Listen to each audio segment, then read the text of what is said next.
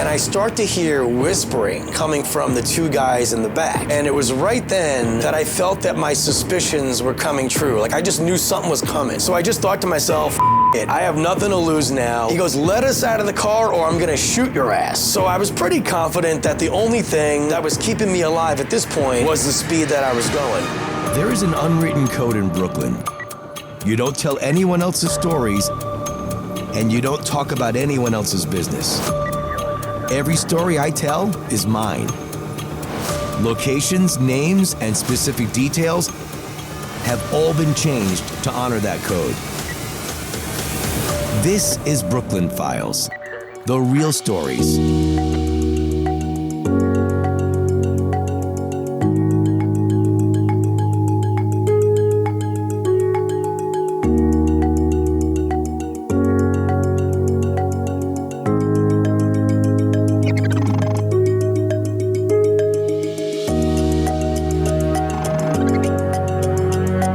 When you were growing up in Brooklyn, when it came to making money, there were a couple of different paths you could have taken to accomplish that. There was the honest path and then the not so honest path.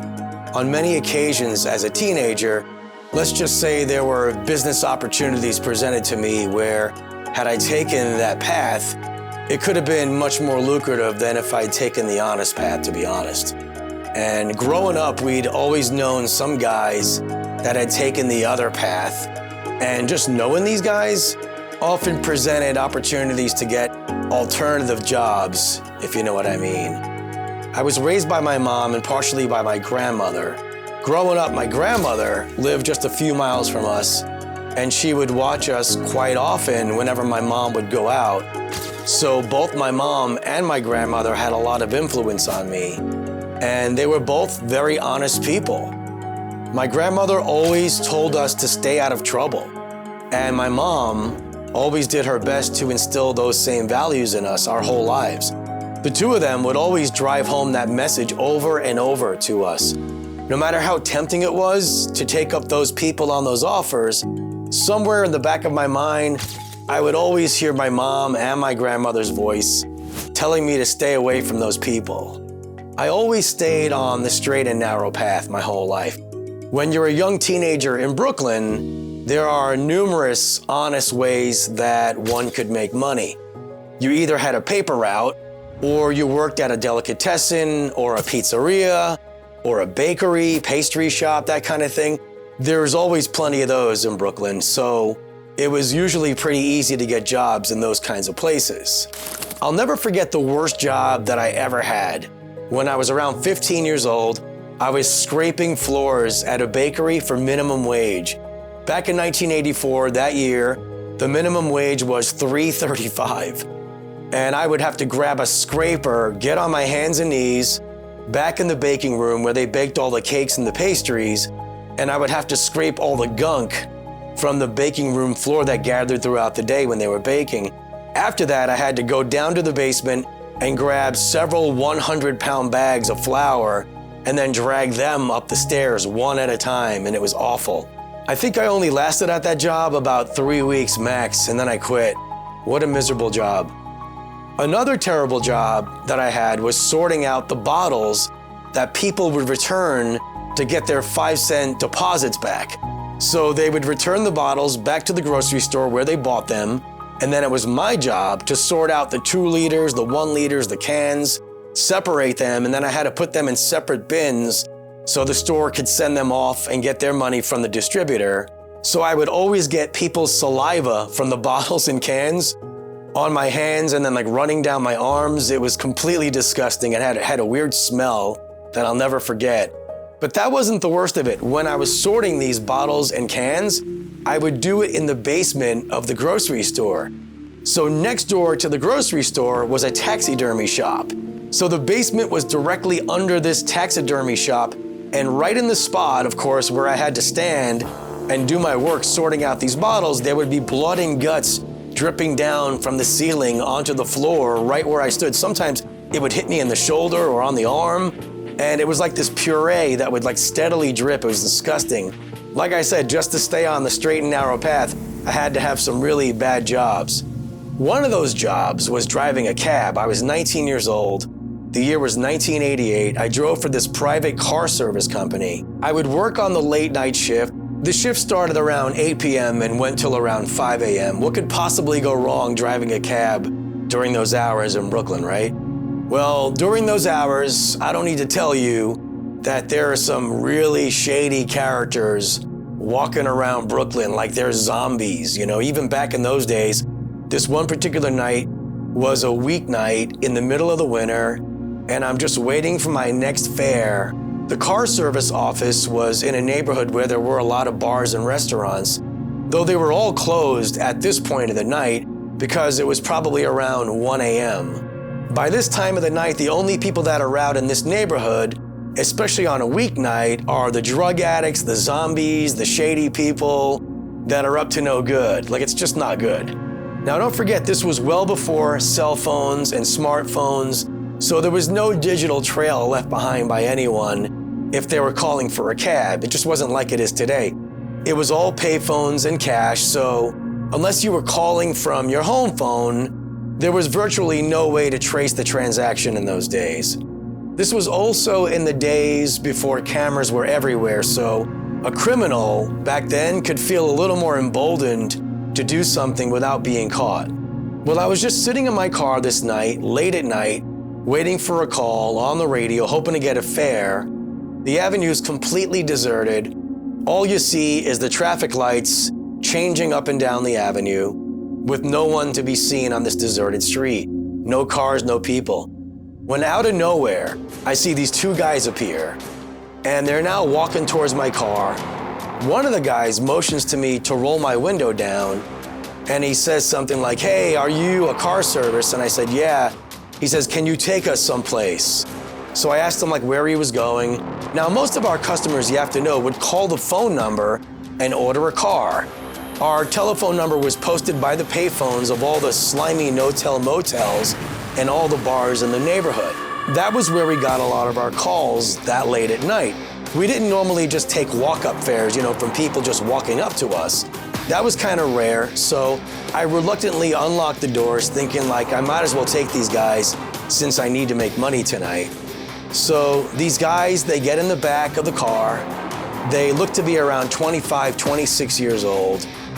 You can't really see their faces. It was pretty dark on the street corner, and inside the car it was also pretty dark too. So they just get in the back seat, and I pull away from the curb and I start to drive. They tell me where they need to go. I then radio back to my dispatcher the location where these guys are looking to go, and I get the cost of the fare from the dispatcher, and I continue on down the avenue. And it's right about now that I'm driving, and I start to hear whispering coming from the two guys in the back. I couldn't hear what they were saying, but it kind of sounded like they were planning something. I can't explain it. It almost had a mechanical tone to it, almost like they were going through a set of instructions or reviewing the rules, if you will, like they were leaning into one another and talking extremely low.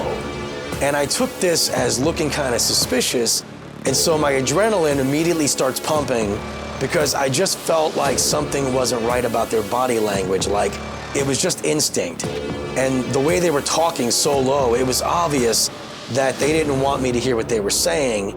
And it didn't seem like just casual conversation. It seemed like a more planned, more contrived, I then reach up to my rearview mirror and I adjust it to point it towards the guys so I can see their faces and possibly read their lips. And it was just then when I had done that they saw me and they immediately stopped talking. And that made me even more suspicious. Just then, one of the guys, he reaches into his jacket, and it was right then that I felt that my suspicions were coming true. I just knew something was coming. And these guys were about to rob me at gunpoint. I was pretty certain of it. And that's when my instincts suddenly kicked in, and the first thought I got was to just stomp hard on the gas pedal. So I did. And all three of us, we get thrown back in our seats.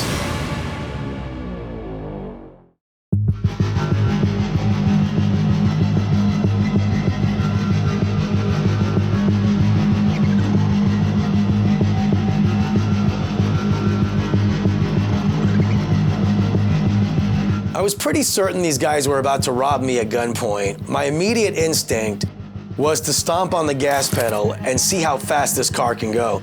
And I'm not sure why I knew that I should do that, but that's just what I decided to do. To me, I thought if these guys were about to do what I was almost positive they were about to do, then it would give them pause, because if they take me out, then they're going with me, obviously. The faster the car went, the more chance these guys would be going down with me if they were to try something. So the standard speed limit for most New York City streets, including in Brooklyn, is 25 miles per hour. If it were earlier in the evening, this avenue that I was on would have been very busy. Normally it was. But again, it was late at night, like 1 a.m. There was no one on the road except for me. So I just thought to myself, it, like, I have nothing to lose now. At this point, I'm just flooring the gas pedal. I could see my speedometer. I'm going about 75 miles per hour. I'm going 3 times the speed limit. At this point, both the guys in the back, they're like kind of freaking out now. They're no longer whispering. Now they're talking in their regular voices and they sound tense. One of them says, "Hey man, like, what are you doing? Slow down." And I said, "Wouldn't you like that?" We suddenly came up to the first intersection, 2 major avenues crossing one another, and I just drove right through the red lights. Didn't even think about it, just went right through it. First one intersection, then another, and I'm barreling down this avenue straight through these deserted intersections, and all I could think was, if I slow down or stop, I might be a dead man. Luckily, this avenue that I was on, it led straight to what is called the Belt Parkway, and it goes around the southern and eastern edges of New York City through Brooklyn and Queens. And being a parkway, the speed limit is only 50 miles per hour on this road. Obviously, this late at night, it's going to be virtually empty and there's probably no one on this parkway, or at least I was hoping. Based on where I was on this avenue, if you just kept going to the end of the avenue, it literally turned into the on-ramp to this parkway. So I had a plan, just keep going through all the red lights, don't stop, floor the gas, maintain the speed that I'm driving, and just make it all the way to the parkway. Once I'm on the parkway, I can just keep going at this speed and then I'll think about the rest when I get there. I didn't want to pick up the radio and notify my dispatcher because I was afraid these guys would get more desperate and then actually try something. Maybe one of them would jump over the seat and try to overpower me. I didn't know what they were capable of doing. But still, I was going so fast that it would have been a death sentence for all 3 of us, so that's why I kept my speed up. And that was exactly the point of me driving this fast. At this point, both of them are saying to me like, "Where are you going, man? Slow down. This is not where we're supposed to be going. Are you f***ing crazy?" Then the next thing one of the guys says, he goes, "Let us out of the car or I'm gonna shoot your ass." So now I knew these guys do in fact have a gun, so I didn't trust that if I pulled over to the side of the road that they would just get out with no incident, or if they still might do something. So I had no idea. I thought even if they didn't rob me, they might try to shoot me just because they're pissed, and maybe they don't want to even deal with me. So I was pretty confident that the only thing that was keeping me alive at this point was the speed that I was going. Now that we're on the Belt Parkway, there's barely any cars on the road, like maybe 1 or 2 every half mile or so. We would pass one, but it was essentially deserted. But remember, the speed limit on this parkway is only 50 miles per hour, but now I'm going like 80. At this point, my only plan was to hopefully get pulled over by a police officer. Right around where I was driving on the Belt Parkway, I always remembered cops sitting at a speed trap there. Sometimes they would sit there late at night too. So I was hoping there would miraculously be one and perhaps they would see my speed and now pull me over. Like, I thought to myself, that could be the only good outcome at this point. I didn't know what else to do. So I'm still going 80. These guys are plastered to their seats and they're still telling me that I need to pull over. And don't forget, this is before cell phones, so nobody can call the police. And mind you, they didn't even mention calling the police or anything like that because criminals don't talk like that. All the guy kept saying was that he was gonna shoot me if I didn't stop. That's how criminals handle things. So I said to the guy, "Go ahead, that'll be the last thing you ever do because I'm not letting up on this gas pedal." Like I knew that that was keeping me alive. It was right about then that I began seeing these taillights. It was a car driving in the middle lane of the Belt Parkway. It was the first car we'd come upon in a while, and this car seemed to be going the speed limit, which was again around 50. I couldn't believe my eyes as I'm getting closer and closer to this car when I realized it was in fact an NYPD police car. Now keep in mind, he's going the speed limit. I'm clearly going way above the speed limit, visibly, obviously speeding. I'm flashing my lights and I begin passing this police car in the left lane. And the instant I pass this police car, he then gives me the lights.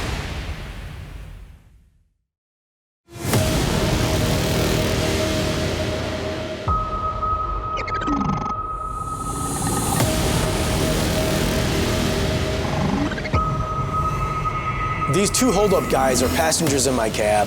I'm doing 80 and a 50 on the Belt Parkway as I'm passing this NYPD car, and the exact thing I'm hoping for just happened. This cop lights me up.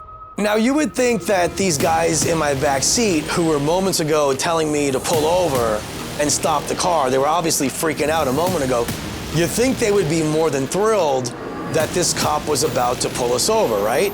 Like, if these guys were just normal, everyday guys and they weren't up to no good, you'd think they'd be happy to see the cavalry coming, like to have the cops' attention.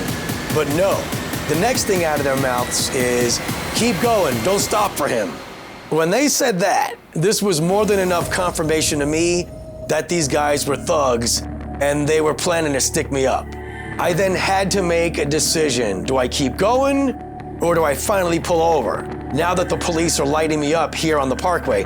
I mean, I literally was hoping for this outcome, and now that I'm getting pulled over, I'm beginning to wonder, like, if these guys will be so desperate that they'll now do something to me just to get away. Like, how desperate are they? Without even thinking about it any further, I just eased my foot off the gas for the first time since these guys even first got in my car. And now the guys in the back are starting to get upset, saying things like, what are you doing, man? Keep going. And I'm just bracing myself for what could potentially happen. And I just pulled the car onto the shoulder. Just as the car came to a full stop, both guys, they unlocked their doors, they pop them open, and they just jumped out of the car. Now these guys are suddenly hightailing it, and they disappear into the weeds, and they're completely gone. These two guys that were just about to hold me up, who were trying to call the shots, are now running like frightened little schoolgirls now that the cops are behind us. One of the cops runs off and chases both of the guys. Now he disappears. Now I have to explain to the other cop why I was just doing 80 miles per hour in a 50 mile per hour zone on the Parkway. So the second cop, the one that stays back and still inside his patrol car, he had this bright spotlight shining on me. He then starts announcing on his car's PA system something like, driver, turn off the engine, place the keys on the roof. By now, there's two other police cars. They're pulling up as backup is arriving. Then he says on his PA, place your hands out the window. Then he says, reach outside with one hand, open the door from the outside, and then step out slowly. Step by step, he has me get out of the car and then walk towards him backwards. Then he has me kneeling on the ground, facing away from him. And here I am having to now explain that I was the victim and that those guys were about to hold me up. So I had to do a lot of talking at this point. Maybe 10 minutes goes by. Then the other police officer, the one that initially chased the guys, he comes back with one of the guys in handcuffs. And now he's explaining to the other officers how he found a gun on the guy and wads of cash as if they'd been holding up stores all evening. Come to find that these two guys had a long record of holdups and other criminal activity. That very night, just before they got in my cab, they had held up a liquor store, a bar, and an all-night bodega. One of the bar owners was pistol whipped so bad that he ended up in ICU at Coney Island Hospital. The police eventually let me go after taking a statement from me. I heard that they caught the other guy later on that evening. Apparently, after he ran into the weeds, he fell down in this steep embankment and he hurt himself pretty bad when he was running and he hit his head apparently. He ended up calling out for help, and the officers had to come to the guy's rescue along with New York City EMS. He was arrested after they found an illegal firearm on him and some drug paraphernalia, which then helped the police identify him as the other guy's accomplice in those other crimes that night. Basically, these guys had jumped in my cab right in the middle of a long crime spree that night, and they were planning on making me their next victim. So it turns out my instincts about those guys and their intentions were spot on. Those guys were about to hold me up that night, but my quick thinking saved me from tragedy. One thing I learned as I was growing up in that city, sometimes you have to break the rules to stay alive in Brooklyn.